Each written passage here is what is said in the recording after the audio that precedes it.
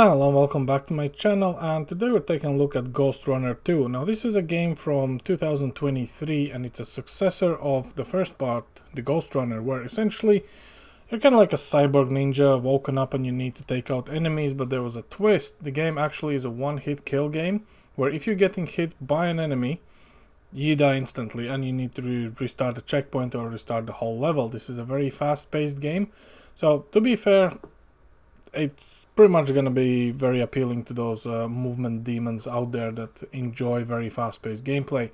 Now, when it comes to requirements, the minimum CPU these guys want you to have is an Intel Core i5-4590, with the minimum GPU being GeForce GTX 960. For recommended CPU, they want you to have an Intel Core i9-99K, and GPU-wise, RTX 2070 Super. The SSD is required for this game because there's a lot of movement and you really cannot afford to have any hiccups, because if the game is lagging or hicking up, you might simply just lose the match or the level progression, which is a thing. Now we're gonna look at the settings. Currently we're gonna max this game out, which is full screen, 2K native resolution, no FSR, no DLSS, no reflex low latency. We're going with an epic preset for everything, which essentially all the values are cranked up, and no frame rate limit.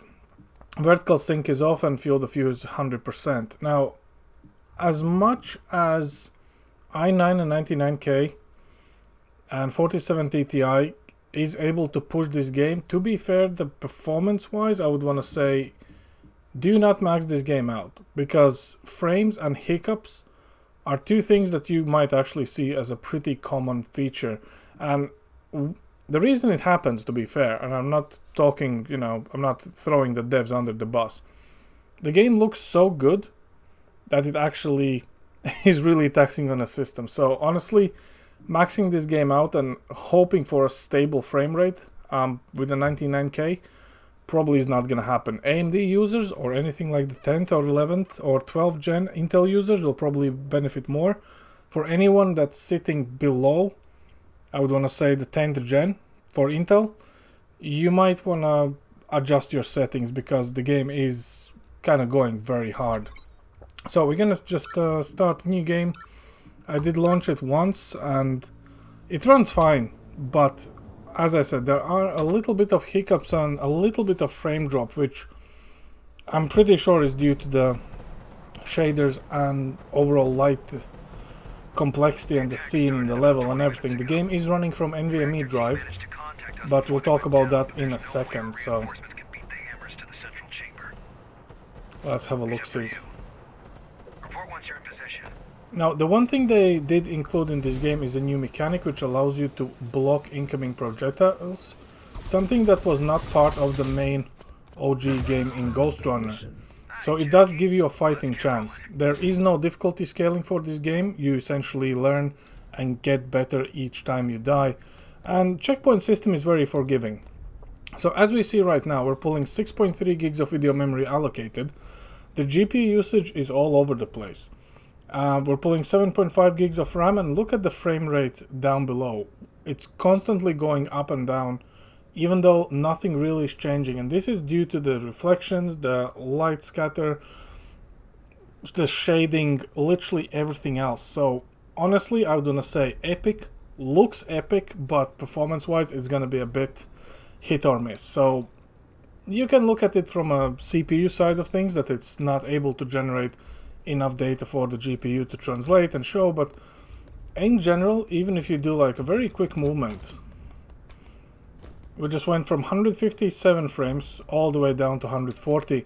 Now we're close to 200. So I would highly recommend either cap it to your maximum refresh rate or just cap it to a place where you feel comfortable, so you don't have this very high FPS fluctuation, because it will introduce latency and it will introduce lag and stutter. Outside of that, the game itself looks fantastic. Like, honestly, they kind of really outdid themselves. But yeah, let's go and die a couple times and just go from there. That's not necessary. Sure it is, Jackie. I've always wanted to work more closely with you. Don't take it away from me. So yeah, obviously the gore setting is on. So as you can see, the game itself is actually running pretty good, I guess, but yeah, you definitely want to have a bit more stability when it comes to the frames. I know.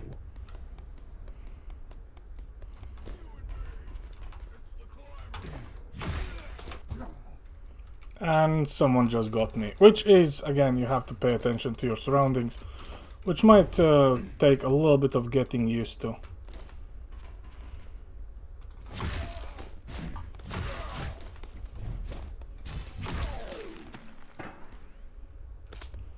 But once you get the hang of it, it's gonna be like a second nature. Until then, however,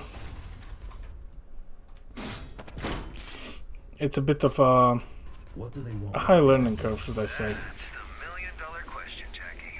Best case scenario, make some threats, shake us down.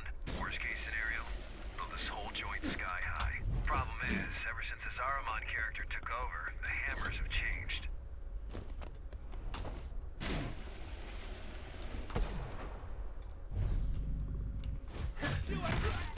Changed how? They used to be your regular base-based bozos. Predictable and easy to manage. They stepped out of line, you just bait them with a carrot, then whack them with a stick, and the wheels keep turning. So yeah, as I said, it is a little bit of a learning curve when it comes to the controls and complexity of what you can do. But it is very rewarding once you actually figure it out by yourself somehow. But now, they work differently. Now they have an agenda. And bozos with agendas are the worst. They no longer want my carrots. Good thing you whack harder than a stick.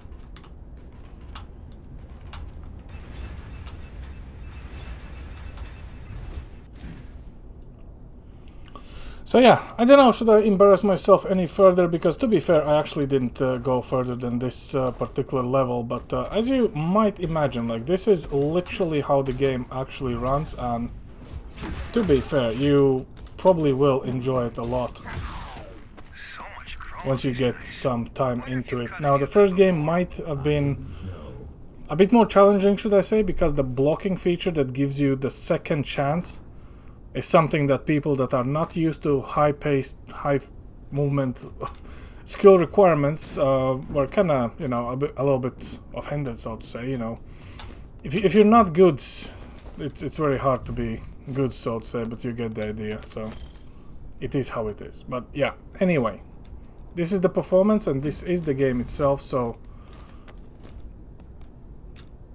just enjoy it, really. It's currently for free on Epic. I do not know when this video will see the daylight, but on a bright side, it's currently on sale on Steam as well. It used to be £24, now it's down to £8. And for a very quick session of just dropping in and playing around, definitely worth it. Like, honestly, that would be the best £8 or $10 you will ever spend. And the requirements for the game is not crazy. Just remember, adjust it accordingly so you have as little lag and stutters as you can possibly squeeze out. If you have FSR options, use them. If you use DLSS, go for it. Because this is the game where frames actually give you wins.